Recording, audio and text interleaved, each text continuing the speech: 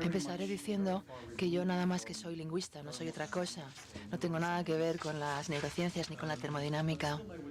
Sin embargo, me gustaría hablar brevemente, si me lo permiten, del lenguaje como producto de la evolución biológica. De hecho, la charla que tendría que venir ahora para enlazar conmigo sería la de Michael Tomasello, que no vamos a oír. Pero quiero referirme, sin embargo, a algunas de las ideas de Tomasello para establecer este puente entre las primeras intervenciones y la mía, para ver cómo se puede establecer este vínculo. Michael Tomasello, de hecho, que es biólogo y antropólogo, en su obra titulada Los orígenes culturales de la cognición humana, comienza planteando un rompecabezas o una adivinanza que tiene mucho que ver con la respuesta que ha dado John Scales a la última pregunta que ha tenido tiempo de responder. La adivinanza es la siguiente. El ser humano, tal y como le conocemos, el Homo sapiens sapiens, lleva existiendo unos 200.000 años únicamente. Evidentemente este no es un tiempo evolucionario, no es un tiempo de la evolución. Estamos hablando de millones de años en escala evolutiva. Sin embargo, a pesar de la brevedad de este periodo histórico de la existencia de los seres humanos, se han producido cambios culturales enormes, a gran escala. Como ha mencionado Scales, la gente no solamente ha empezado a fabricar herramientas, sino que ha llegado a crear sectores muy complicados de máquinas, herramientas, estructuras políticas y sociales de complejidad cada vez mayor. Michael Tomasello nos plantea lo siguiente: ¿cómo podemos explicar estos cambios culturales tan rápidos que no pueden explicarse remitiéndonos únicamente a los términos de la evolución, al contexto de la evolución, puesto que no ha transcurrido un tiempo suficiente como para que la evolución explique estos cambios tan acelerados? Él nos plantea que la explicación quizás se encuentre en el cambio en la forma en la que funciona la cognición humana en comparación, por ejemplo, con la cognición de los primates y otros mamíferos. Nos dice que los mamíferos establecen todos relaciones uno a uno, relaciones del tipo que se han descrito en las intervenciones anteriores. Esto también lo hacen los primates. Pero aparte de estas relaciones entre dos individuos, los primates no solamente establecen relaciones, sino que también crean conceptos de las relaciones existentes entre individuos que no sean ellos mismos, fuera del yo. Es decir, pueden conceptualizar las relaciones que unen a otros individuos que no son ellos. ¿Cómo lo sabemos? ¿Cómo podemos afirmarlo?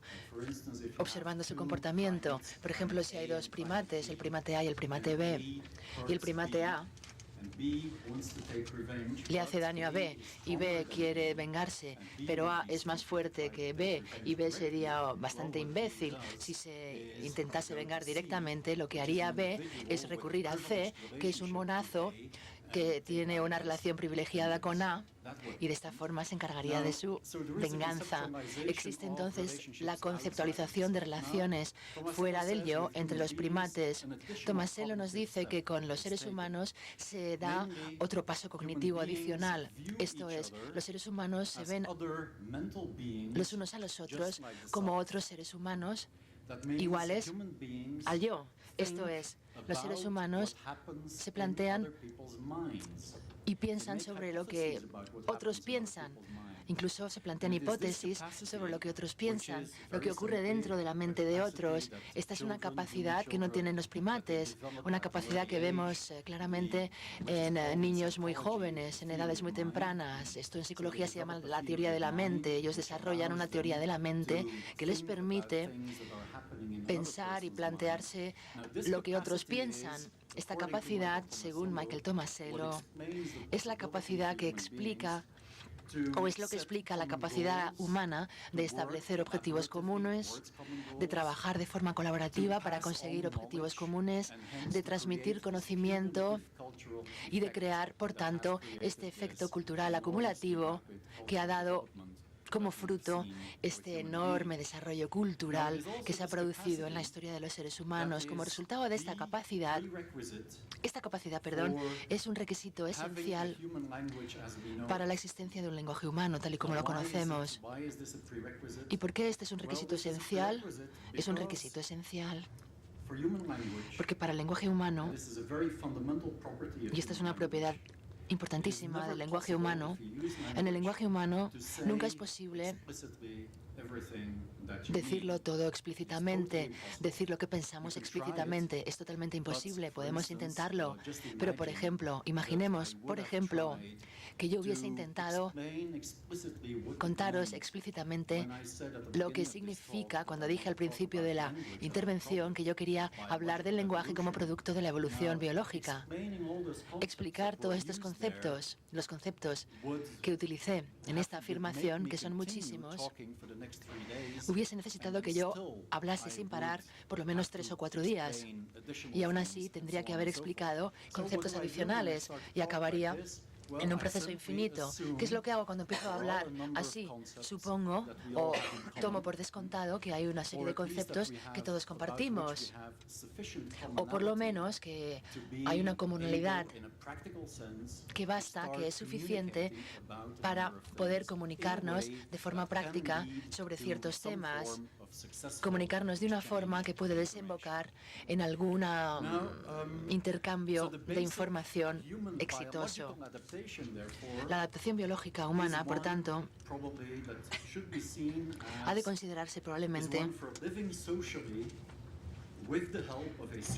como la adaptación para vivir socialmente con ayuda de un aparato cognitivo adecuado, un aparato que incluye la reflexión o la reflexividad, es decir, la capacidad de meternos dentro de nosotros mismos, y también la teoría de la mente, que nos permite promulgar o plantear hipótesis sobre lo que ocurre en la mente de los demás. Aunque estos fenómenos pueden explicar cómo podría haberse desarrollado el lenguaje, no basta, sin embargo,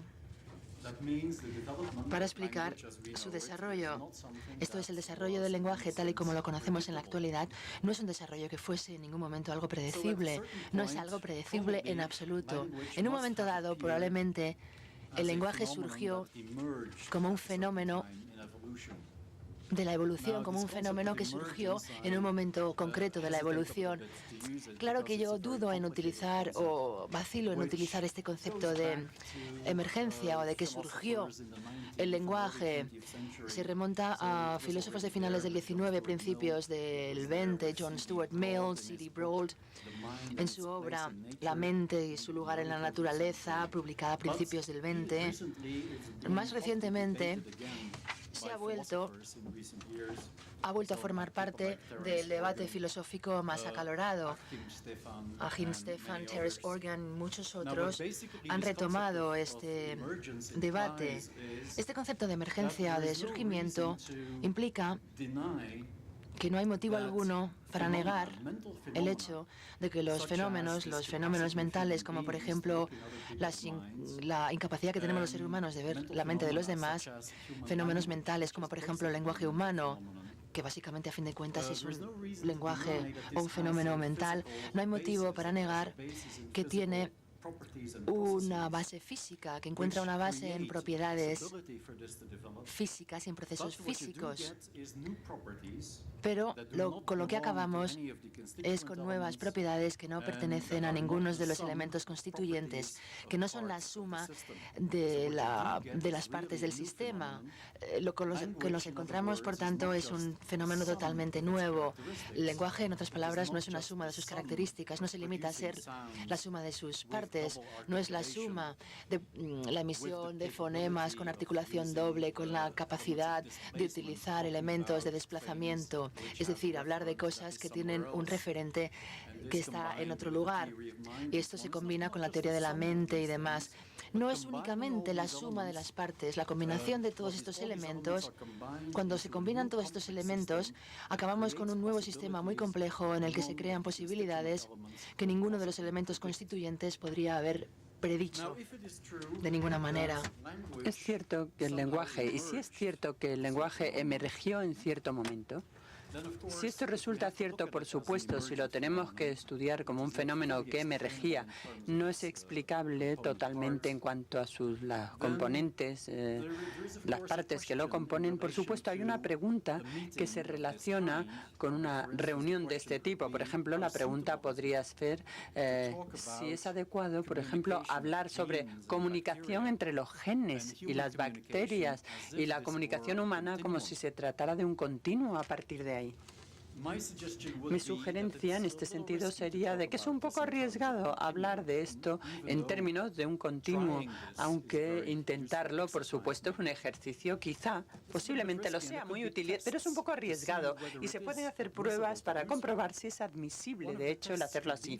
Y una de las pruebas podría ser, por ejemplo, el plantear una pregunta tal como ¿tiene sentido el decir de un gen, por ejemplo, o de las bacterias, que no se entienden entre sí?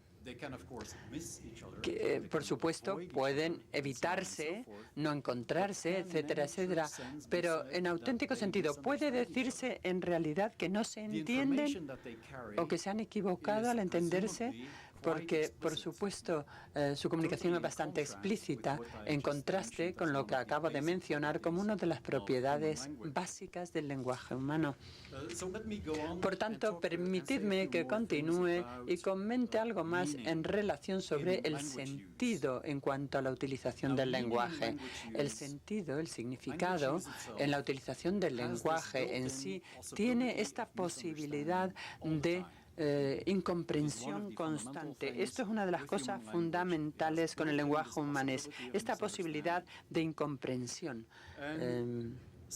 o de malentendimiento. Aún así, podemos utilizar el lenguaje de forma relativamente exitosa, porque al utilizar el lenguaje esto incluye procesos de adaptación del día a día, procesos que hacen una utilización total de esta flexibilidad de la mente humana que ya ha quedado explicada por el anterior orador.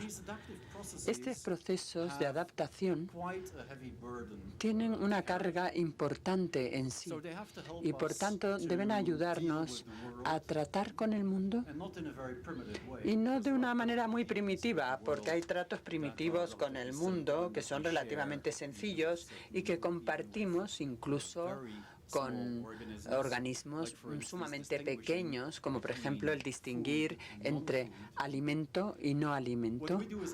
Lo que hacemos es mucho más y utilizamos el lenguaje para hacer eso más, eso adicional. Lo que hacemos es hacer una categoría de las realidades con la utilización y la ayuda del lenguaje.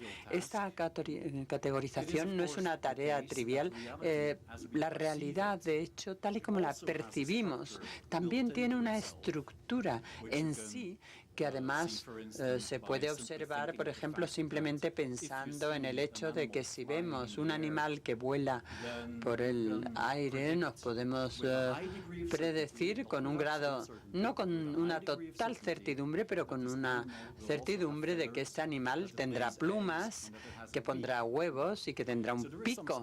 O sea, que hay una estructura, pero esa estructura no es perfecta y en la mayoría de las áreas de la realidad hay muchos tipos de continuo. Y lo que sí que hacemos con el lenguaje humano, con la ayuda del lenguaje, es establecer categorías de este continuo de la realidad de tal forma que de alguna forma podemos comprenderlo. Lo que hacemos es construir un prototipo, por ejemplo, que tiene todo tipo de formas diversas en la realidad, pero que utilizamos como puntos de anclaje para tener una comprensión de la realidad.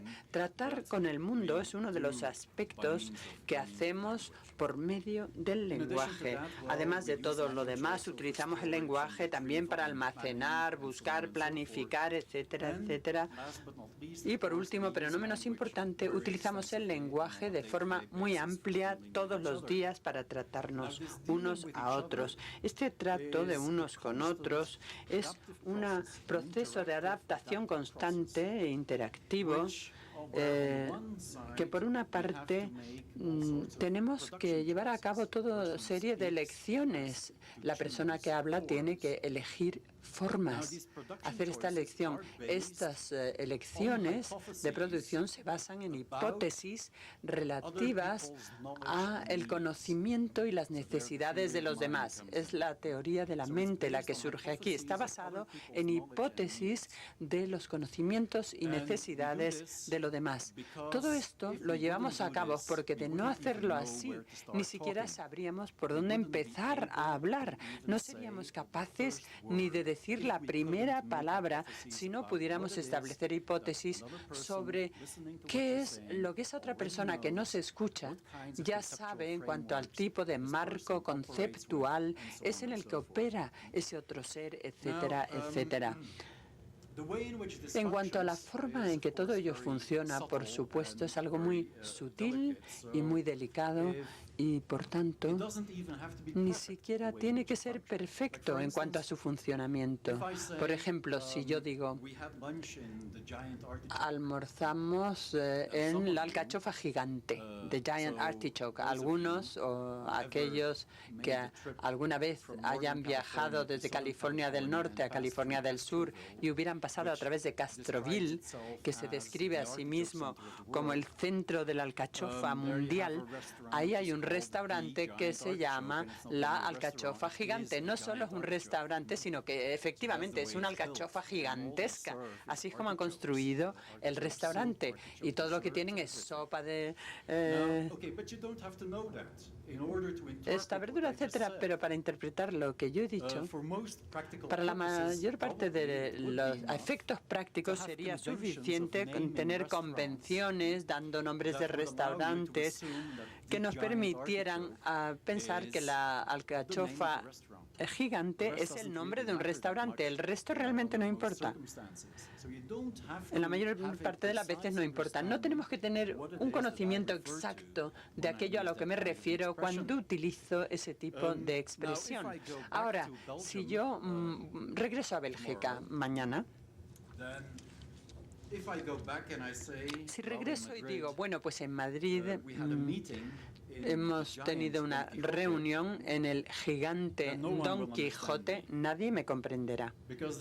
Porque, claro, no hay convenciones que puedan hacer una predicción del nombre de una sala o un centro de convención, sea lo que fuere, que se llame el Don Quijote gigantesco. Entonces, podría ayudarme por otros medios, haciendo mi expresión algo menos precisa, y haciéndola menos precisa se adaptaría mejor a mi finalidad. Yo podría decir, por ejemplo, hemos sostenido una reunión en un Don Quijote gigantesco en vez de en el Don Quijote gigantesco, y eliminando ese pensamiento de que ya compartimos ese conocimiento sería la introducción a una explicación ulterior de aquello a lo que me refiero. Por tanto, existen todos ese tipo de mecanismos de los que ahora estoy mostrando un simple ejemplo con el fin de establecer cómo este proceso de gestionar ese conocimiento común en cuanto a cómo funciona. Por otra parte, y a partir de las elecciones de producción también hay elecciones de interpretación, porque la interpretación también es un proceso que nos exige esa elección, y ahí es donde el tema de la colaboración con la utilización del lenguaje entra, y donde la sociabilidad, que es uno de los temas de la tarde, es donde se activa en relación con la utilización del lenguaje. Las elecciones, si seguimos hablando en estos términos, se establecen o surgen a partir de toda una gama infinita de posibilidades. Así que el repertorio del cual hacemos estas elecciones lingüísticas no es algo fijo, exacto. A veces se encoge, a veces se amplía, podemos crear nuevas posibilidades de inmediato. El repertorio se diferencia y cambia de persona a persona. No hay dos personas que adquieran su lenguaje exactamente en las mismas circunstancias, ni siquiera utilizan el lenguaje en las mismas circunstancias, y el resultado es que verdaderamente hay que tener en cuenta que hay grandes variables entre el lenguaje que hablamos todos y cada uno de nosotros. Bien, pues esta posibilidad de elegir dentro de esta gama de posibilidades tan amplia ocurre de una forma negociada o negociable, porque si ocurriera que no hubiera posibilidad de negociación, por supuesto, tener esa gama tan infinita, esa variable de posibilidades, crearía unos problemas insuperables para la comunicación. Pero esos problemas no son insuperables, y esto se debe gracias al hecho de que las elecciones, la forma de elegir, ocurre de una forma negociada, es decir, no de forma mecánica ni estrictamente basado en una serie de normas, sino que está impulsado por una estrategia, sobre todo, lo cual hace que nos sea posible tratar con significados que de alguna manera surgen sin que estén directamente relacionados con la intención del hablante. El sentido de la negociación toma formas realmente extremadas en algunos tipos de contextos institucionales, que es por los cuales los contextos institucionales son buenos ejemplos para ilustrar este proceso de significado de la negociación. El ejemplo clásico, por ejemplo, de la literatura antropológica lingüística, el estudio de los procedimientos de un juicio, de un juzgado, después que Rodney King, este motorista negro norteamericano, fue apaleado a muerte prácticamente por 4 policías en California a principios de los años 90. Hubo policías que eran culpables de lo que allí ocurría. Estas personas tuvieron la mala suerte en el sentido de que hubo un videoaficionado que lo grabó todo, y por tanto había una evidencia que se aportó ante el tribunal, y el juez pensó que al disponer de esta imagen visual de 4 policías pegándole a un hombre tirado en el suelo, pensaron que no habría forma para la defensa de que les declarasen no culpables, teniendo en cuenta esta posibilidad de la negociación, el sentido de la negociación, etcétera, a través del idioma, del lenguaje, donde todos los abogados de la defensa lo que tuvieron que hacer fue simplemente demostrar que en vez de tener un apaleamiento masivo que podía observarse de forma visual, el partirlo o dividirlo en episodios que luego fueron etiquetados, es decir, episodios que recibían etiquetas tal como una escalación de la violencia, ampliación de la violencia, luego un periodo de evaluación y luego otra ampliación y otra bajada y un periodo de evaluación. Si se puede hacer al juzgado realmente creer que tienen que ver el acontecimiento en esos términos, si realmente podemos crear o generar ese tipo de significado superimponiéndonos a ese acontecimiento, a ese hecho, podemos darle la vuelta a todo él y pasa de ser una paliza generalizada a los policías que llevan a cabo un trabajo porque están formados a veces para utilizar la violencia cuando piensan que esa violencia es necesaria. Y por tanto, si incluimos ese periodo de evaluación, de asesoramiento, donde podemos decir, bueno, la interpretación es el hecho de que la situación es muy peligrosa y por tanto hay que continuar con esa paliza, podemos crear terreno para que el juzgado pueda declararles no culpables. Con el fin de comprenderles en cuanto a cómo podemos elegir de toda una gama de opciones de una forma negociada, en cuanto a cómo ocurre todo esto con un grado de éxito que de hecho se puede explicar en la mayor parte de las situaciones, pero que no se puede reducir en realidad a las distintas partes de los elementos del lenguaje utilizado que podemos observar.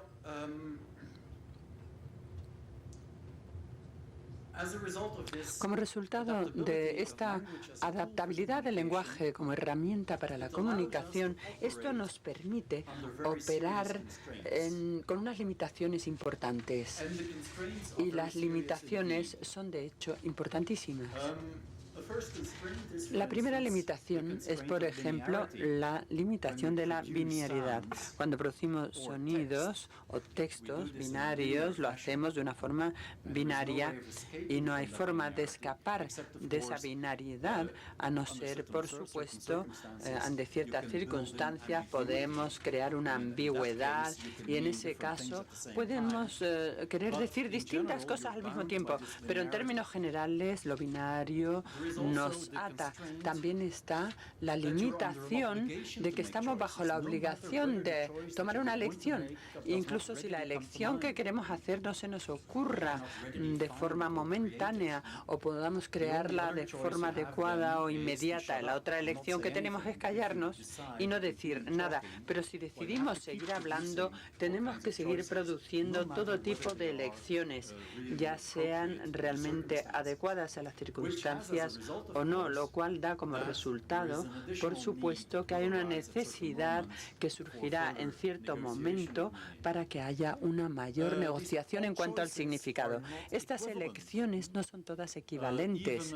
Incluso una elección entre la descripción de lo que yo hago aquí, como intervención o conferencia, estas elecciones no son equivalentes entre sí. Sin embargo, si elegimos una de las dos posibilidades, esta elección también nos evoca, en cierto modo, aquello que no ha sido elegido, que hemos dejado de lado. Y tenemos expresiones muy negativas, como por ejemplo, si Richard Nixon dice: yo no soy ningún bandido. Esto nos hace pensar en una voz que nos dice sí, o que nos ha dicho que efectivamente es un bandido, etcétera. Elijamos lo que elijamos, también nos hace pensar en aquello que no elegimos incluir en el sistema. Otras limitaciones proceden del hecho de que efectivamente utilizamos ciertas herramientas por medio de las cuales utilizamos el lenguaje.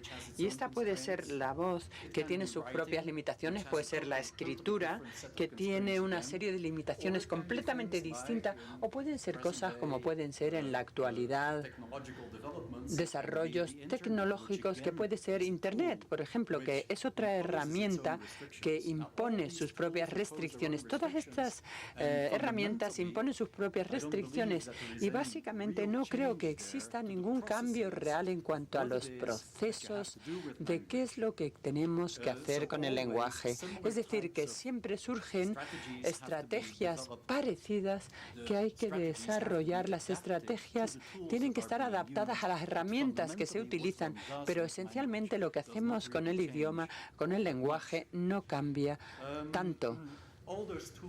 Todas esas herramientas, en tanto en cuanto tienen sus propias limitaciones y restricciones, también ofrecen sus propias posibilidades, y ambos en un sentido tanto positivo como negativo. De forma positiva, todo nuevo medio de comunicación crea nuevas posibilidades, como por ejemplo, el verano pasado tuve una experiencia cuando pasé unos cuantos meses en Australia y de repente me encontré en que yo era adicto a los SMS, a los mensajitos.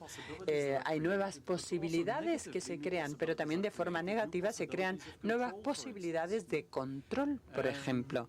Y ahora que se me ha dicho que se me ha terminado el tiempo, no podré continuar y pasar a esa otra parte del debate, pero sí que sé que algunos otros oradores de los que van a intervenir a continuación tratarán algunos de estos aspectos que tienen cosas que reseñar en ese sentido, así que voy a ser obediente y lo dejaré aquí. Me callaré.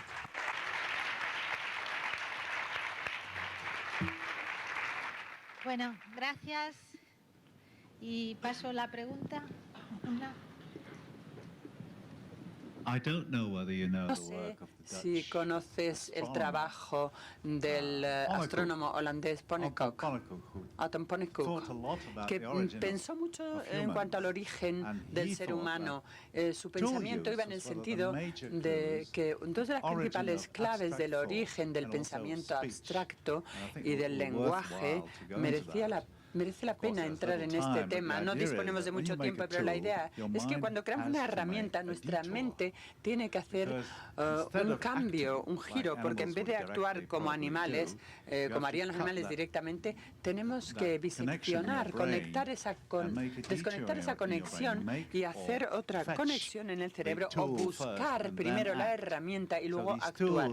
Es decir, que estas herramientas tienen una especie, se convierten en cosas aisladas en nuestro cerebro y por tanto hay una necesidad y como quiera que son puntos aislados, son las primeras cosas que pueden provocar nombres y simbolismos, etcétera, ideas, pensamientos. O sea, que la utilización de las herramientas quizás esté muy asociada con el origen del lenguaje. ¿Qué le parece?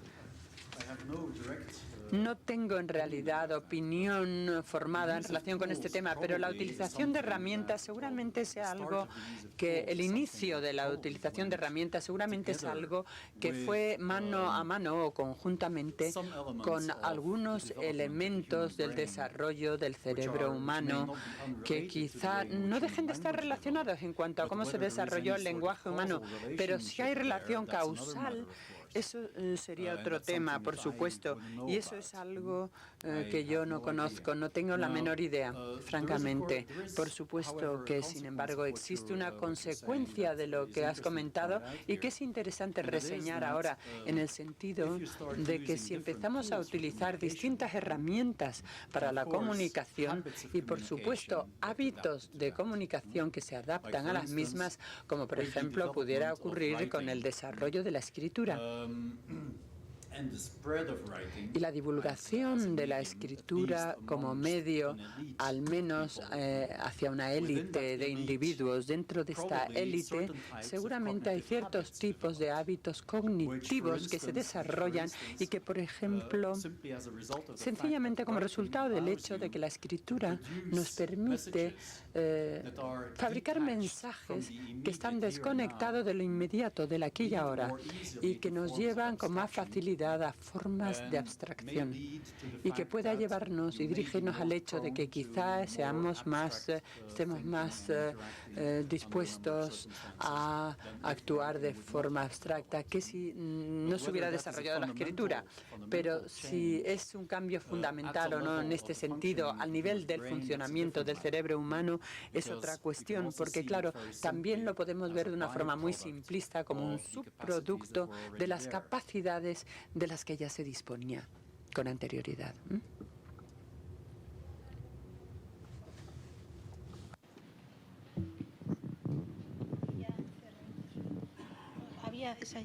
Sí, tomando una pequeña parte de su todo expositivo, quiero referirme, y anunciaba usted con intención el lenguaje tecnológico o de los tecnólogos, el lenguaje de los profesores o más pedagogo, yo diría el lenguaje de los políticos, y me tomo esta licencia, porque llevamos en España el orden de 8 o 10 meses oyendo a los políticos en un lenguaje falso, falseado y profundamente deshonesto. Y digo todos los políticos, no digo unos otros, porque aquí no tengo bandera política personal, por tanto no vengo a hacer carrera política, ni ninguna otra. Quiero decir con ello que si os lingüistas, que sois un poco nuestra garantía, nuestros notarios del buen hacer de la lengua y su evolución, y su comunicación en evolución, ¿cuándo les podéis decir a los políticos de cualquier país, pero hablamos de los de casa, que cuando se refieran a la sociedad, a todos nosotros como ciudadanos, sencillos, comunes, lógicos, que no nos metan esas falsedades, que no nos traten de idiotas, de memos, por la mañana nos dan chocolate, por la tarde nos quitan el filete y por la noche no saben si dicen no, ni sí, no. Quiere decirse, a esta gente que en cuanto al lenguaje son una gentuza absoluta, porque nos desprecian olímpicamente, salvo cuando van a las elecciones, que son unos cabrones todos, ¿no se les puede dar alguna lección al respecto?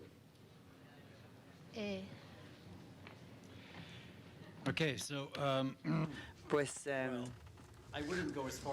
Yo no diría que todos los políticos son unos cabrones o unos sinvergüenzas, pero pienso que la idea de educar a los políticos es una ilusión.